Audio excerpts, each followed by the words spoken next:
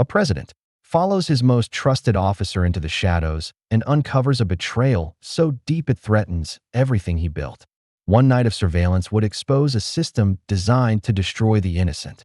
What Ibrahim Traoré found that night would shake the foundation of power itself. Before we dive in, what time are you listening and where are you from? Drop a comment below and tell me. Please like and subscribe to join the Ibrahim Traoré family. Ibrahim Traoré sits alone in his office late at night reviewing incident reports from across the capital.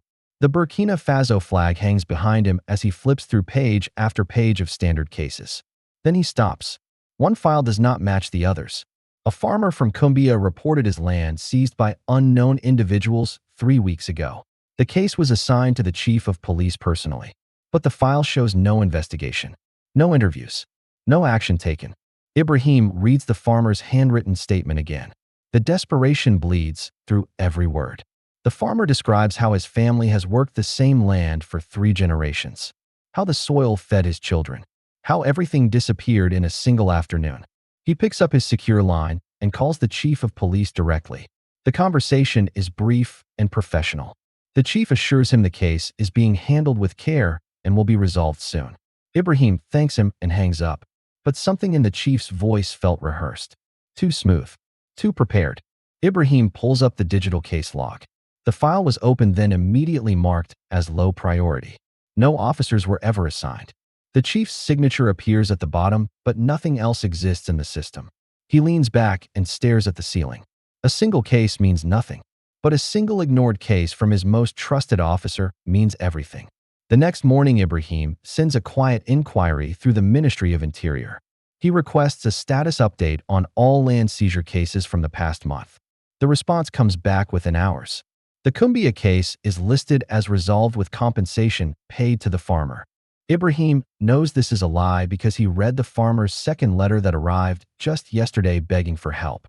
The letter described how his children now sleep in a neighbor's home, how his wife cries every night asking when they can return. He closes the file and makes a decision that breaks every protocol he established. He will go to Cumbia himself without announcement or security detail. He will speak to the farmer face to face. He will see with his own eyes what his chief of police calls resolved. 2 days later, Ibrahim drives into Cumbia wearing his soldier uniform and nothing that distinguishes him as president. The village sits quiet under the afternoon sun. He finds the farmer's home on the edge of the settlement near the dry fields. The old structure leans slightly to one side. The farmer opens the door and freezes when he recognizes who stands before him. His mouth opens, but no words come out. Ibrahim raises a hand gently and asks him to explain everything from the beginning. The farmer's hands shake as he describes how 4 individuals arrived with papers claiming legal ownership of his land. They told him he had 1 week to leave. When he refused, they returned with more individuals and forced his family out.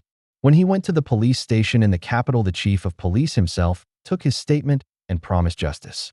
He even shook the farmer's hand and told him not to worry. That was 3 weeks ago. No one ever contacted him again. His land now sits empty behind a locked gate. Ibrahim asks if he kept copies of the seizure papers. The farmer nods and retrieves a folder from inside. His hands tremble as he passes it over. Ibrahim examines the documents closely. The signatures look official. The stamps appear legitimate. But the legal language contains small errors that would only be visible to someone trained in law. These documents are forgeries. Professional forgeries, but forgeries nonetheless. Ibrahim asks the farmer if he recognizes any of the individuals who came to his home. The farmer shakes his head but mentions that one of them received a phone call while standing in his yard. The individual addressed the caller as chief and spoke with clear respect in his voice. Ibrahim's jaw tightens. He folds the documents carefully and returns them to the farmer. He thanks the farmer and tells him to stay calm. Justice will come, but it requires patience. The farmer grabs Ibrahim's hand with both of his own and his eyes fill with tears. As Ibrahim walks back through Cumbia toward where he parked, he notices a vehicle stationed across the street that was not there when he arrived. 2 individuals sit inside watching him. Their posture is too rigid, too alert. When Ibrahim looks directly at them, they start the engine and drive away slowly. Not fleeing, just leaving. A message without words. Someone knows he is here. Someone is tracking his movements. That night, Ibrahim returns to the capital and accesses the restricted personnel database. He searches for any connection between the chief of police and land acquisitions in the Cumbia region. The system shows nothing. Every record appears clean. Too clean. No officer serving 20 years has a completely spotless record. Ibrahim opens a separate secure server that tracks financial movements of all high-ranking officials. This system operates outside the normal channels, and only the president has access. He inputs the chief's identification number and waits. The screen loads slowly, then displays a series of transactions from the past 6 months. Large deposits appear in the chief's account on the 15th of every month. The amounts vary, but each one represents more than the chief's annual salary. The source is listed as consulting fees from a private security firm called Sahel Protection Services. Ibrahim cross-references the firm's registration. It does not exist in any official business database. No tax records. No employee listings. No physical address. He sits in silence, staring at the numbers on the screen. Each deposit is a lie. Each transaction is a theft. The next morning, Ibrahim calls a meeting with his security council in the main conference room. The Burkina Faso flag stands behind him as ministers and commanders file in and take their seats. He does not mention the Cumbia case or the chief of police. Instead, he announces a nationwide audit of all land transfer cases from the past year. He explains that complaints have reached his office, suggesting irregularities in the process. The audit will be thorough and independent. Every official in the room agrees immediately. But Ibrahim watches their faces carefully. Most show routine compliance. One shows brief panic that disappears as quickly as it appears. The chief of police. His eyes dart left for just a fraction of a second before returning to neutral. After the meeting ends, Ibrahim asks the chief to remain behind. The others file out, leaving them alone. Ibrahim tells him the audit will require full cooperation from law enforcement. Every case file must be available for review within the week. The chief nods and promises complete transparency. His voice is steady, but his eyes move too quickly between Ibrahim and the door. Ibrahim dismisses him with a handshake. The chief's palm is damp. That evening, Ibrahim does something unprecedented. He leaves the presidential compound alone, using a secondary exit that few people know exists. He drives an unmarked vehicle and wears civilian clothing over his soldier uniform. He parks 3 blocks from the chief of police's residence and waits. At exactly 7 in the evening, the chief emerges and enters his vehicle. Ibrahim follows from a distance, keeping several other vehicles between them as a buffer. The chief drives through the capital, making several stops at ordinary locations. A market where he purchases nothing. A fuel station where he does not refuel. A government office that closed hours ago. Each stop lasts less than 5 minutes. Each one feels like a check-in. A signal. Then, as night falls, the chief turns onto a road leading out of the city toward the rural districts. Ibrahim follows carefully. The traffic thins, and he must drop back further to avoid detection. The road becomes rough and less traveled. After 30 minutes, the chief's vehicle turns onto an unmarked path leading into a compound surrounded by high walls. Ibrahim parks far back where the darkness provides cover and approaches on foot. The compound sits isolated with no other structures nearby. The walls are topped with wire. Through a gap in the wall, he sees the chief meeting with several individuals in the courtyard. They exchange documents and speak in low, urgent tones. Ibrahim cannot hear the words, but the body language tells him everything. This is a command center, not a residence. The chief gestures with authority. The others listen with deference. One of the individuals hands the chief a thick envelope. The chief opens it briefly, revealing stacks of currency inside.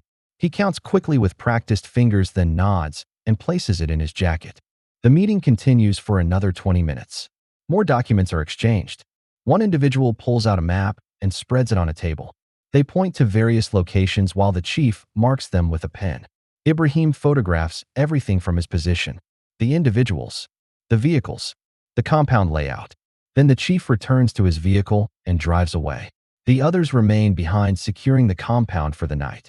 Ibrahim waits until the lights inside dim, then moves closer.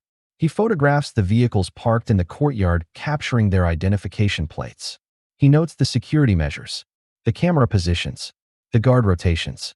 Then he retreats back to his own vehicle and returns to the capital. His hands grip the wheel tightly the entire drive. His mind processes what he witnessed. His most trusted officer meeting in secret, accepting payments, coordinating operations outside any official chain of command. The following day, Ibrahim orders a covert investigation into the compound he discovered. He assigns the task to a unit within military intelligence that operates independently from police command. The unit reports directly to him and only him. He does not explain why. He simply gives coordinates and requests full surveillance. Vehicle tracking, communication monitoring, personnel identification. The unit commander asks no questions. He simply salutes and accepts the mission. The unit reports back within 48 hours. The compound is owned by a shell company registered in a neighboring country. Financial records show it receives funding from multiple sources, including government contracts that were never publicly announced. The contracts were approved and signed by the chief of police using emergency procurement authority. Ibrahim reviews the evidence alone in his office. The Burkina Faso flag behind him seems to watch as he pieces together the operation. The chief is not working alone. This network has protected itself by embedding within the system at multiple levels. Confronting the chief directly would trigger a collapse that destroys evidence. The others would scatter. The money would disappear. The victims would never see justice. Ibrahim needs a different approach. He needs to map the entire network before making a move. Over the next week, Ibrahim allows the audit to proceed publicly while secretly directing his intelligence unit to map every connection to the shell company. They track financial transfers, monitor communications, identify meeting locations. Names begin to emerge. Junior officers in 3 different districts. Municipal clerks responsible for land records. Officials in the land registry office. Even 2 members of parliament who sit on committees overseeing property law. The corruption runs deeper than he imagined. It is not a single conspiracy, but an entire ecosystem. Each individual is connected through financial transactions that flow back to the same source. The compound outside the city acts as the hub, and at the center of it all the chief of police acting as the coordinator. But there is something else Ibrahim notices in the intelligence reports. Every transaction is timed to coincide with land seizures in rural areas. The pattern is consistent across months. The victims are always farmers or small landholders with no political power, no connections, no voice. The seized land is then transferred to investors with foreign addresses. Shell companies registered in countries that do not cooperate with investigations. This is not simple theft. This is systematic displacement. A machine designed to extract land from the powerless and transfer it to the powerful. Ibrahim's anger builds, but he forces himself to remain calm. Emotion will not win this fight. Only precision will. His intelligence unit provides another update. They have identified 17 separate land seizures that follow the same pattern. 17 families displaced. 17 properties transferred. All within the past year. And those are only the cases they found in one region. Ibrahim realizes the true scope might involve hundreds of victims across the country. Families who filed complaints that disappeared into the system. People who trusted the chief of police to deliver justice and received nothing. He thinks about the farmer in Cumbia holding his forged documents and asking when he can return home. One night, Ibrahim receives an anonymous message delivered to his personal device. The encryption is sophisticated, but not sophisticated enough to hide the origin. It was sent from inside the police headquarters. The message contains a single line. Stop the audit or your family will pay the price.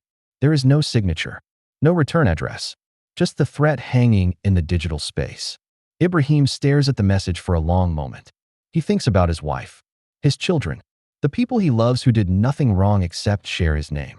Then he deletes the message and makes a call to his security detail. He does not explain the threat.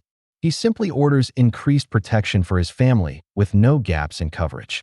The threat tells him something important. The network is afraid. They are watching him closely. They know the audit is more than routine, which means they will make mistakes. The next day, the chief of police requests an urgent meeting. He arrives at the presidential office looking composed, but Ibrahim notices the tension in his shoulders. The way he sits too straight in the chair. The Burkina Faso flag hangs behind Ibrahim as the chief begins speaking. The chief explains that the audit is causing unnecessary panic among law enforcement personnel. Officers are worried about their records being questioned. Morale is dropping. He suggests scaling it back to avoid damaging the force's effectiveness. Ibrahim listens without interruption. He nods occasionally, as if considering the concern seriously. Then he thanks the chief for his input and explains that the audit serves an important purpose. The people must trust their institutions. Transparency builds that trust. The audit will continue as planned. He delivers this with a calm smile and steady eyes. The chief's expression does not change, but his hands tighten slightly on the armrest. He nods and stands to leave. Ibrahim stops him with a question. He asks if the chief remembers the farmer from Cumbia who filed a complaint 3 weeks ago. The chief pauses mid-step. He turns back and says he handles many cases and cannot recall every detail. Ibrahim nods and tells him not to worry. The audit will help refresh everyone's memory. The chief leaves without another word. Ibrahim watches him go and sees the slight stiffness in his walk. That evening, Ibrahim's intelligence unit reports urgent movement at the compound. Multiple vehicles arrived within a 30-minute window. Surveillance captured images of individuals loading boxes into trucks, equipment being dismantled, documents being burned in barrels. The compound is being cleared. They are erasing evidence. Ibrahim makes a decision. He orders an immediate raid on the compound, but does not inform the police command. The operation will be executed by military forces under direct presidential authority. He gives the unit commander 2 hours to assemble a team and move into position. The raid will happen tonight under cover of darkness. At midnight, a convoy of military vehicles surrounds the compound. Ibrahim himself is present wearing his soldier uniform and observing from a command position 200 meters back. He watches through night vision as soldiers move into formation. The operation is swift and silent. Breaching charges blow the gates inward. Soldiers flood the courtyard with weapons raised. Several individuals attempt to flee through a back exit, but are detained immediately. Inside the main building, soldiers discover rooms filled with documents stacked in boxes, hard drives piled on tables, stacks of currency in multiple denominations stored in safes. But the most damning evidence is found in a locked office on the second floor. A detailed ledger bound in leather listing every land seizure over the past 3 years. Names of victims in one column. Amounts paid to officials in another. Signatures of everyone involved at the bottom of each page. And at the top of the chain, coordinating every transaction, approving every payment, is the chief of police. His signature appears on every single page. But there is one more name that appears repeatedly in the ledger as the final approver for the largest seizures. A senior minister within the government who oversees rural development. Ibrahim stands in the office reading the ledger page by page. His face remains expressionless, but inside a cold fury rises. This betrayal reaches into the highest levels of power. The minister has immunity under the Constitution. Arresting him would trigger a political crisis. Opposition parties would use it as ammunition.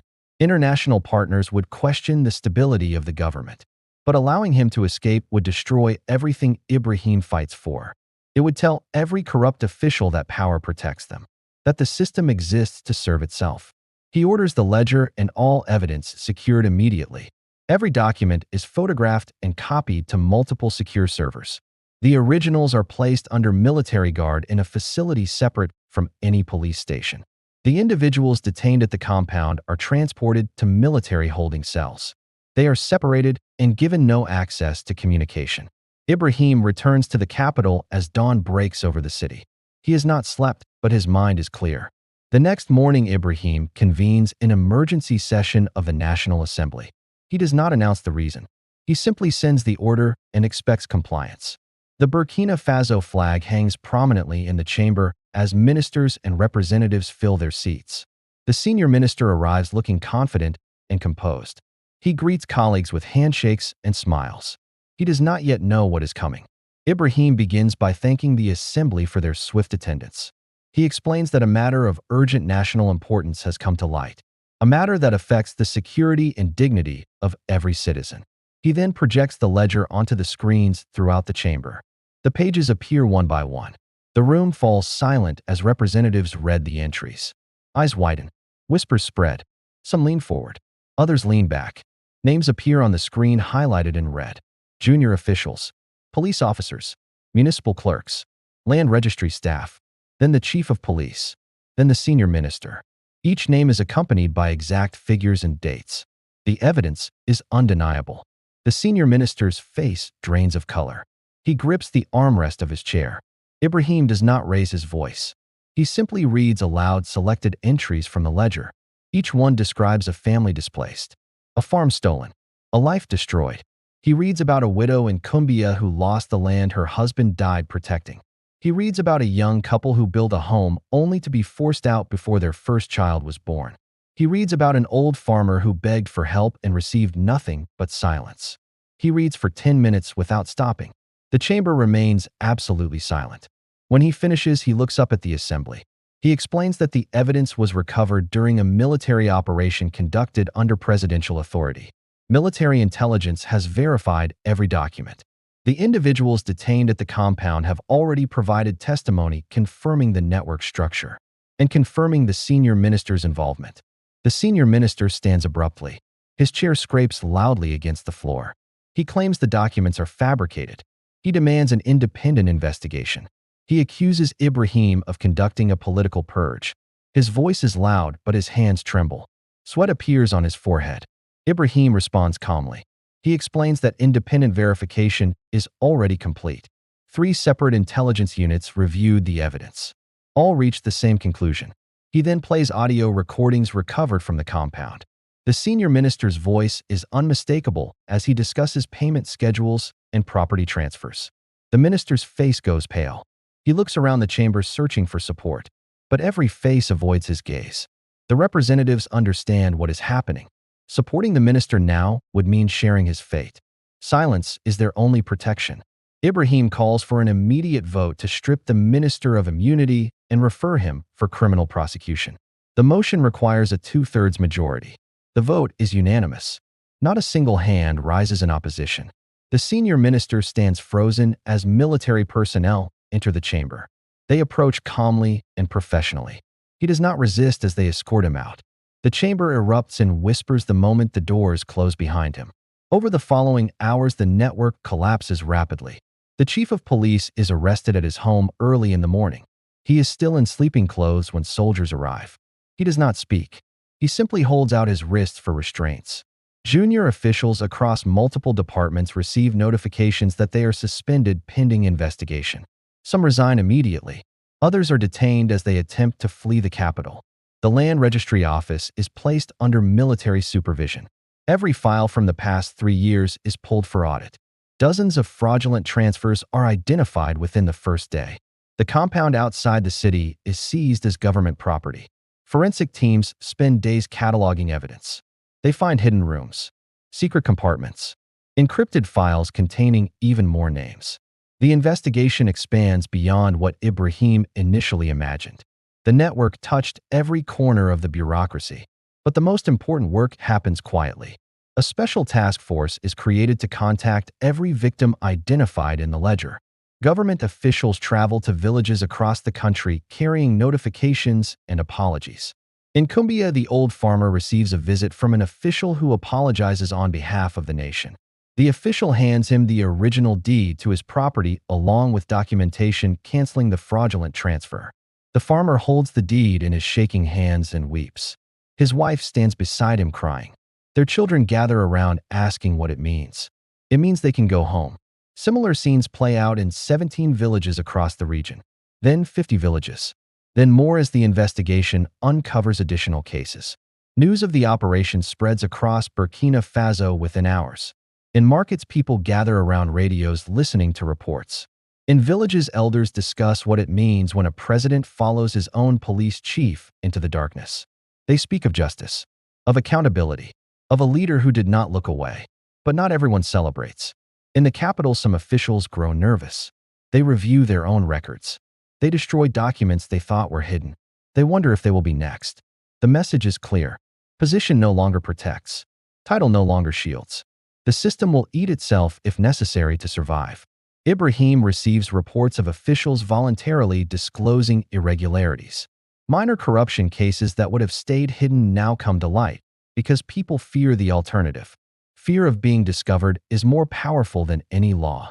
But Ibrahim does not celebrate. He sits alone in his office late at night, reviewing the final reports. The Burkina Faso flag hangs behind him as it always has. He thinks about how close the corruption came to succeeding. How many years it operated without detection? How many families suffered before he discovered the truth? He thinks about the anonymous threat against his family that he never mentioned to anyone. The message that tried to stop him with fear. He wonders how many other networks still operate in the shadows waiting for him to look away, waiting for his attention to drift. Because corruption is not a single enemy. It is a condition, a rot that spreads wherever power concentrates and accountability fades. Removing one network does not eliminate the disease. It only cuts away the visible infection. The deeper question haunts him. How did the chief of police believe he could succeed? How did a senior minister think immunity would protect him forever? The answer troubles Ibrahim more than the crime itself. They believed because the system taught them to believe. Because for years, maybe decades, the powerful preyed on the powerless without consequence. The farmer in Cumbia filed a complaint and trusted the system. The chief took that trust and destroyed it. The ministers signed the documents and never thought about the families behind the signatures. They stopped seeing people. They saw only opportunities. Ibrahim opens a file containing letters from victims. Dozens of handwritten pages describing loss and desperation. One letter from a mother describes how her children ask every night when they can return to their home. Another letter from an old farmer describes how he can no longer sleep because he failed to protect what his father built. These letters are why Ibrahim cannot stop watching, why he cannot trust anyone completely, why he must follow even his most trusted officers into the darkness. Because the moment a leader stops watching the powerful, they will always prey on the powerless. The moment a system is left unchecked, it will always serve itself. The moment corruption finds a shield, it will spread until nothing remains. Ibrahim knows he cannot fight every battle. The country is too large, the system too complex. But he can fight the ones in front of him. He can show his people that no position grants immunity from justice, that no title protects the corrupt forever, that their president will not look away when they cry for help. He thinks about the farmer in Cumbia holding his deed and weeping. He thinks about the mother whose children will sleep in their own home tonight. This is the measure of leadership, not the speeches, not the policies, but the moments when power serves the powerless instead of consuming them. Ibrahim closes the files and stands. The office is quiet except for the hum of the air system. Outside, the capital sleeps, unaware of how close it came to losing another piece of itself. He walks to the window and looks out at the city. Lights spread across the darkness like stars. Somewhere in that city, another corrupt official is making another deal. Another network is forming. Another victim is filing a complaint that may disappear into the system. The fight is not over. It is never over. But tonight, 17 families sleep in their homes. Tonight, a corrupt minister sits in a cell. Tonight, a police chief who believed himself untouchable wears restraints. Tonight, the powerless saw power bend to justice. And that is enough. For tonight, that is enough. Ibrahim returns to his desk and opens the next file. There is always a next file. Always another case. Always another fight. Because a nation is only as strong as its willingness to confront the rot within. To cut away the infection, no matter how deep it spreads. To protect the powerless from the powerful, even when the powerful sit in high offices. This is the burden of leadership, the weight of watching, the cost of caring. And Ibrahim Traoré will carry that burden until he no longer can. Because someone must. Because the alternative is unthinkable. The alternative is silence. And silence is how corruption wins. So if you like this video, please like and subscribe for more videos like this.